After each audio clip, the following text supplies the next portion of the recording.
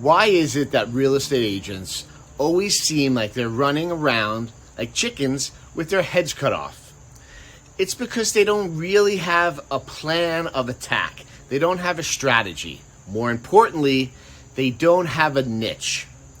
Every real estate agent needs to have a niche. And the reason why they don't have a niche is because they're afraid to give up business before they're even getting business. Now, that makes a lot of sense, but people shouldn't be too concerned about not getting business. If you're good at what you do, if you're honest, if you're hardworking, if you're a good people person, and if you're service oriented, you will get business. But what I tell my agents and recruits that I'm bringing into my company, what they need to do is they need to niche down into a niche, into a specific type of buyer, location. There are many different categories we can talk about, but for example, and everyone knows this is a very trite phrase I'm about to say, is if you're talking to everyone, you're really talking to no one. And that makes a lot of sense. Most real estate agents out there, all they're doing is they're promoting themselves. I've done this many sales. I'm the number one agent. I've done this. I've done that. It's all about you. It's not about the client. It's not about the future customer. It's not about the relationship. Things change really well for the better when you start doing stuff for others, being a giver, doing things for your potential clients, just adding value, doing things because it's the right thing to do, and sometimes even if it's the detriment to yourself. Now, no one should have schmuck written on their forehead, right? You shouldn't fall into that trap, right? But you should do things for others, things that you think are going to add value and make sense. But getting back to niching down into a business, the reason that's important is because you get to talk to your future client.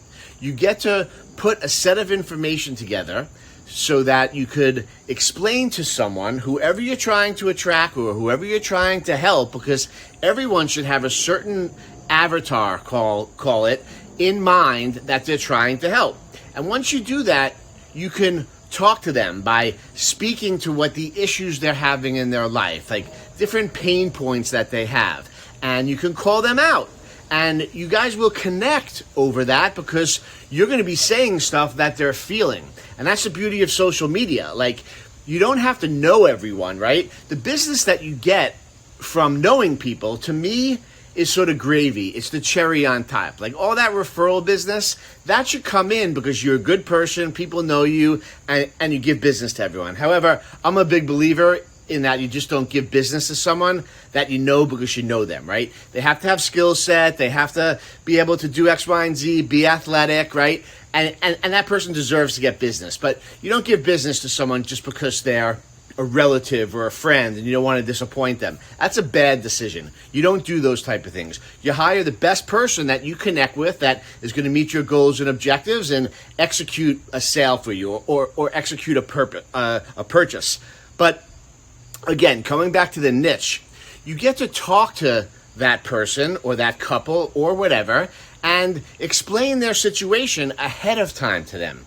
You get to explain to them things that they're already feeling. Now, they may not be in the market in the moment, but it'll resonate with them and they'll be like, I like what this guy, or I like what this lady is saying. I'm going to follow what she's doing. And I've always liked what she said, but now I'm sort of thinking about buying or selling, and let me see how this sort of shakes out. I'm sort of like pre-interviewing them without interviewing them in purpose. And that's the beauty of social media. Again, what I speak to my agents about, what I speak to all the recruits about, is niching down, talking to your avatar, not only about the pains and the problems that they're having, but showing them solutions, explaining the solutions of what they need to do in the moment and over time in order to meet their goals and objectives by either buying or selling or whatever it is they want to do. Sometimes it's both at the same time. And then what you need to do is show them how the end result is going to be, what their situation is going to be like once they buy or sell. And you're doing this all through social media, through calling them, through writing them emails, talking to them, meeting with them over coffee. Like, most people think you want to buy or sell, you hire an agent, and that's it. Like, that's the end of the relationship. Why is that? Everyone has a doctor, a variety of doctors. They have an attorney. They go to that attorney over and over and over again. They have a question. They go to the attorney. You have a plumber. I have an issue with my house. I call the plumber. No one treats realtors that way. Mostly because realtors don't allow themselves to be treated that way, right? They're just running around from person to person to person to person. They're not building the relationship. They're not maintaining the relationship. Again, great reason why social media is so important is it enables you on an ongoing basis to stay in touch with current clients, future clients, old friends, relatives, whatever it may be, similar to how I'm doing right now, right? This is going to be able to be used in a variety of fashions because of the way social media is handled. And if you're adept at using it or have relationships or resources to bring in people that can help you do that, it's a great way to communicate to people on a mass level. But again, and I want to keep coming back to this, niching down into who your avatar is. Who is it that you want to be speaking to, and consistently speak to them. Now, even though you have an avatar, and while I'm suggesting that we, speak to that avatar and look to help and maybe get business from those people, it's okay if like other people call into what we call the funnel, right? 80% of the time, we should be getting business in our niche, and the other 20% of our time, we get business from people that just come into our funnel, either through relationships or whatever. That's totally okay. I'm not suggesting that we don't take business. I mean, it's always good to turn away business that you don't think is appropriate for you, whether relationship-wise it don't merge. A lot of people will just take any business and they suffer the consequences along the way. Like, I just don't get along with this person. We're fighting all the time. They're not taking my advice. You have to learn how to say no to certain business or turn off certain business. You end up firing some of your clients, or maybe, you will fire certain clients, or maybe you would get fired by your clients if things aren't working out. But most people don't do that because they're afraid to lose business. So while there's a lot going on here in this conversation, right, some of it really all boils down to picking who you want to work with them every day. Be a giver.